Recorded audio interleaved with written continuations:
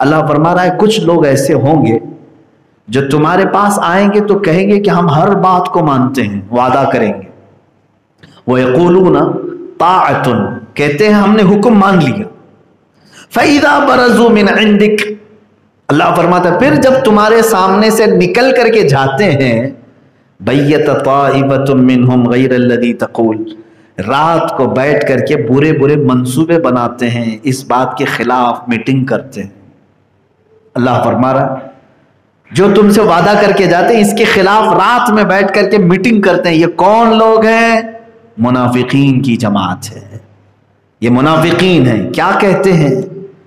وہاں بیٹھ کر کے میٹنگ کرتے ہیں، ارے ہم نے تو ایسی لوگوں کو دکھانے کے لیے کہہ دیا تھا کہ ہاں ہم آپ کے پیچھے پیچھے چل رہے ہیں، ہم آپ کا حکم مانتے ہیں. حضور کے پاس آ کر رات میں بیٹھ کر کے منصوبے بناتے ہیں.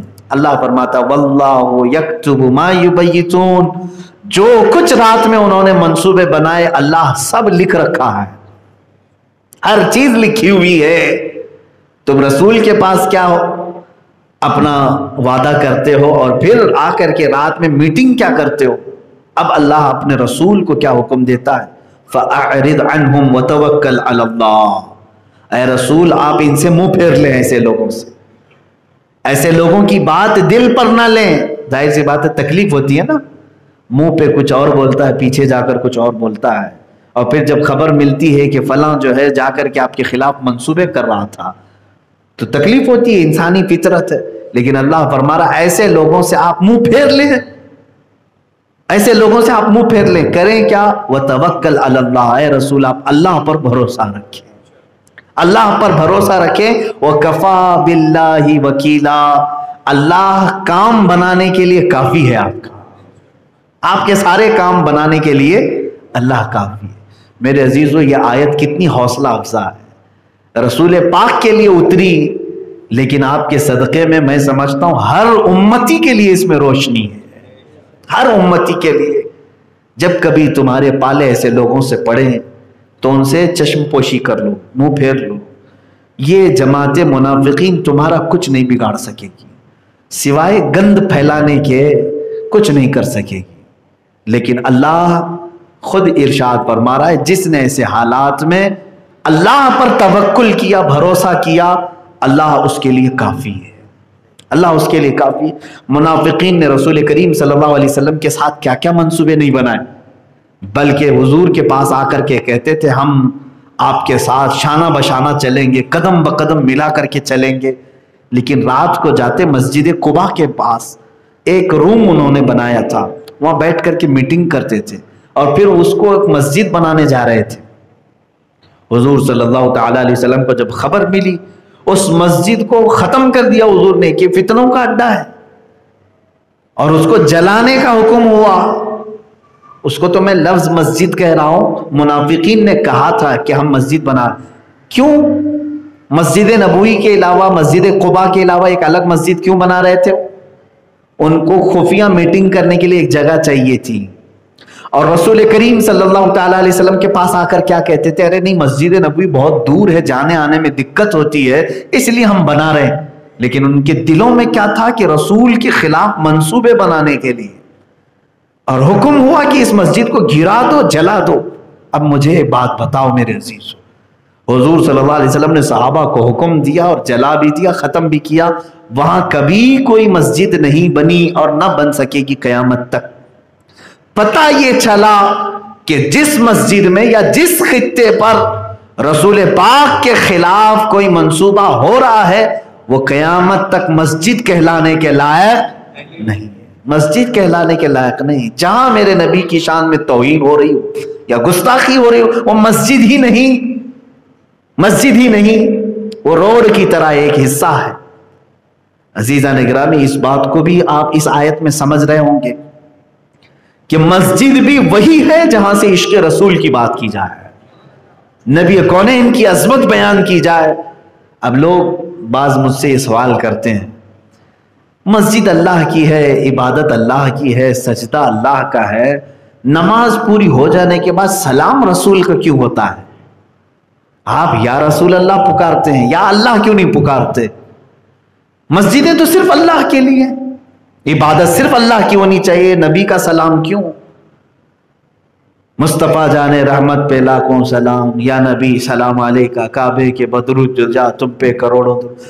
بعض لوگوں نے مجھ سے سوال بھی کیا، یہ سب چیزیں آپ کی پیدا کی ہوئی ہیں، مسجدوں میں یہ سب چیزیں کیوں ہو رہی ہیں، رسول کے لیے کیوں ہو رہی ہیں؟ اس کا پہلا جواب تو یہ ہے میرے عزیز، چل ٹھیک ہے، اعلیٰ حضرت کے سلاموں کو اگر تو نکال بھی دیا مسجد سے تو تیرے اتحیات میں سلام کیسے نکال پائے گا؟ مسجدوں میں جمعہ کے بعد، فجر کے بعد اگر تم نے ختم کر بھی دیا تو ہر نماز میں جو اتحیات میں السلام علیکہ ایھا النبی کہتے ہو، یہ کہاں سے نکال پاؤ گے؟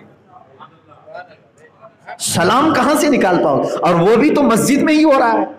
ارے میاں تجھے تو شکر کرنا چاہیے تھا، ہم سلام پھیرنے کے بعد، پوری نماز ہونے کے بعد کھڑے ہو کر کے سلام پیش کر رہے تھے، لیکن مولا کو یہ گوارا نہیں تھا، اس نے نماز میں ہی اپنے نبی کا سلام رکھ دیا۔ نماز میں اپنے نبی کا سلام رکھ دیا کہ تو نماز میں رسول پر سلام بھیج۔ اور سلام ہے کیا؟ درود ہی ہے نا۔ اب مجھے بتاؤ، اتحیات میں اشہد ان لا الہ الا اللہ پڑھتے ہو، اس کے بعد اشہد ان محمدً عبدہ ورسولہ ہو گیا، اس کے بعد کیا ہے؟ درود ابراہیمی پڑھتے ہو کہ اللہم صلی علی سیدنا محمد وعلی آل سیدنا محمد کما صلیت علی سیدنا ابراہیم وعلی آل سیدنا ابراہیم فی العالمین انک حمید مجید۔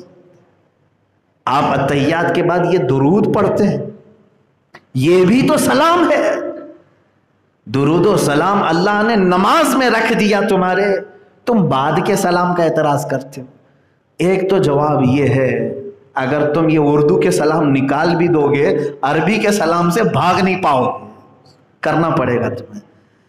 دوسری بات تو یہ ہے کہ میرے عزیز، مسجد زرار جو مدینے میں بن رہی تھی، تیسری مسجد بن رہی تھی، منافقین بنا رہے تھے، وہ منافقین بھی تو عبادت ہی کے لیے کہہ رہے تھے نا، ہم یہاں نماز ہی پڑھیں گے، عبادت ہی کریں گے، رکوع سجدے ہی کریں گے، پھر بھی اس مسجد کو ختم کرنے کا حکم کیوں آیا؟